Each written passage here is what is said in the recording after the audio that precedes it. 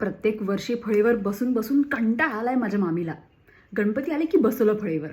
हो, माझ्या मामीचं नाव वंदना आहे आणि ती अतिशय वैतागलेली आहे. फळीवर वंदना नसतो हो, फणीवर वंदना असतं. म्हणजेच गणपती बाप्पाचं जे दिव्य रूप आहे ना, त्या रूपाच्या मस्तकावर नागाचा फणा आहे आणि त्यालाच आपण वंदन करतो असा अर्थ आहे.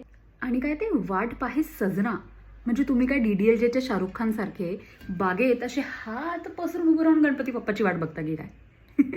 खरं तर ते वाट पाहे सदना असतं. म्हणजेच की मी तुझी, तुझ्या मंदिराची, तुझ्या स्थानाची आतुरतेने वाट बघते आणि संकष्टी पावावे. सिरियसली तुम्ही काय बाप्पाला सांगताय का की बाप्पा संकष्टीचा उपवास कर, हा इट्स डिटॉक्स टाइम नाव. बाप्पा संकट मोचक आहे, ते डाएट कोच नाही.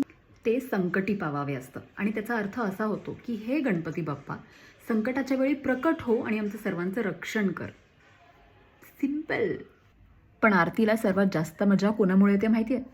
त्या लोकांमुळे जे जोर जोरात जयदेव जयदेव करून आरती म्हणतात.